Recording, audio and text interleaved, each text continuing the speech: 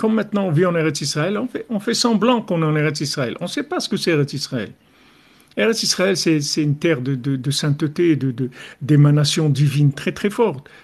Malheureusement, on ne sent pas, des fois on sent des petites choses comme ça, mais on fait semblant qu'on est là, on y croit, on fait semblant qu'on est là, c'est tout, c'est comme ça que tu as accès.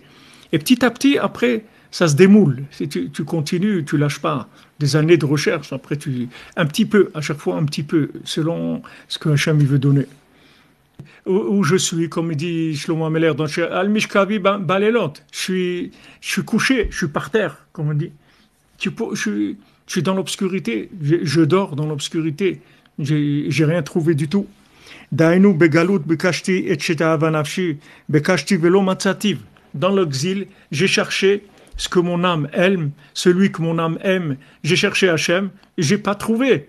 J'ai trouvé d'autres choses, mais j'ai pas trouvé Hachem. J'ai cherché, j'ai pas trouvé. Kikvar natainu kolkar achen anu shomrim et akol. Tu vois, ce que tu as demandé, Yosef Moshe, il dit ici. On s'est tellement perdu qu'on n'entend pas la voix. Tu comprends? La voix, elle est là, sans arrêt. Seulement, elle n'émet pas sur la longueur d'onde où on est. Donc tu n'entends rien, c'est tout. C'est comme si maintenant, si tu as une radio, tu vas, toutes ces musiques, toutes ces émissions, elles sont là, devant toi.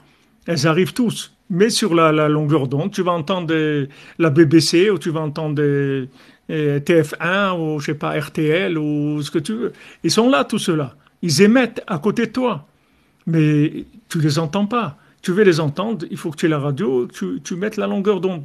Maintenant, la Shrina, elle parle sans arrêt. Elle nous parle sans arrêt, sans arrêt. Notre âme, elle nous parle sans arrêt. Les tzadikim, ils nous parlent sans arrêt. Seulement, on n'est pas sur la longueur d'onde parce qu'on s'est perdu. On est perdu. On s'est perdu dans l'exil. D'un exil à un autre, on s'est perdu. Ça fait qu'aujourd'hui, on est construit entièrement d'imagination, c'est tout. On est construit de fausses interprétations, de fausses visions des choses, de fausses compréhensions. C'est pour ça que Rabbeinu dit, mets de côté tout ce que tu sais, tout ce que tu comprends, écoute-moi, fais ce que je te dis de faire, c'est tout. Parce que moi, je vais te diriger comme quelqu'un qui voit, comme quelqu'un qui entend. Moi, je vais te donner le résultat de quelqu'un qui voit, alors que tu vois rien. Je vais te donner le résultat de quelqu'un qui entend, alors que tu entends rien. Fais ce que je te dis de faire. Lève-toi la nuit, fais de des doutes, fais tikkun klali, étudie la halakha, viens Ouman, sois besimcha, fais ce que je te dis de faire. Laisse tomber ce que tu sens, ce que tu comprends, ce que tu as. C'est le plus dur, c'est de faire ça. Mais d'un autre côté, quand tu vois où tu es arrivé dans ta vie, c'est pas difficile de faire ça. Parce que tu dis, en fin de compte, qu'est-ce que je suis en train de vivre? Le résultat de ma vie, c'est quoi? C'est un amalgame des trucs de télé et des histoires, de la politique, de la musique qui n'est pas de la musique, c'est que du business. Ça, c'est des ça. Le manger, c'est pas du manger. La politique, c'est ça. Il n'y a rien, il n'y a rien. C'est quoi ta vie? Tes valeurs, tu as appris quoi? D'où elles viennent, tes valeurs? Tu t'es basé sur quoi pour avoir ces valeurs-là? Je me souviens quand on était à l'école, au cours préparatoire, je me rappelle, on avait, et le maître ou la maîtresse, ils nous lisaient tout le matin, ils avaient des fiches comme ça en carton blanche de leçons de morale. On avait ça tous les matins, avant de commencer la journée. À l'époque, on était avec le même enseignant toute la journée, c'était dans les petites classes. Après, ça passait par les matières, mais le même enseignant. Mais le premier truc le matin qu'on arrivait, c'était leçon de morale. Il y avait cette petite feuille blanche là, carton, et il te lisait, voilà, il faut respecter les personnes âgées, il faut te donner des petites valeurs morales. Aujourd'hui, qu'est-ce que ça? Ici, ils ont des couteaux, des tire-boulettes, des revolvers. Les élèves, ils tuent les professeurs. Où on est? C'est fini tout ça. Et encore à l'époque, c'était bien, c'était bien. Ça donnait un peu le matin. Tu commençais ta journée avec un petit peu d'art, quelque chose de comportement, un petit peu où on est. Comme la Gemara dit, Chutzpah Sagé, on va arriver à un moment où il va y avoir il n'y a plus de respect de valeurs, ni des individus, ni rien. C'est la galoute, c'est l'exil. C'est pas les gens, c'est pas de leur faute. C'est l'exil qui a fait ça. Donc il dit que maintenant, Kvar natainu kolkar, on s'est tellement paumé, ad she'en anu shomim et akol. On n'entend plus la voix.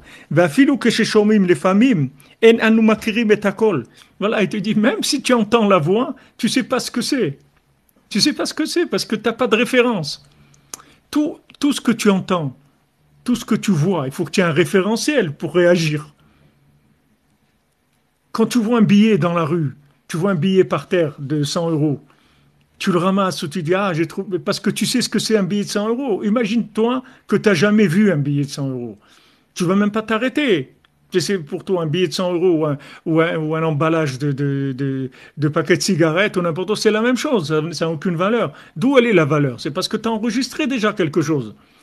Donc maintenant, tu es tellement loin d'une référence de la vérité que tu ne peux pas trouver la vérité par comparaison, parce que tu n'as pas de modèle déposé. Comment tu vas trouver la vérité? Même si on te la montre, on dit voilà, c'est ça. Ah, c'est bien. Ça veut dire c'est bien. C'est ça la vérité. Ah bon? Je sais pas.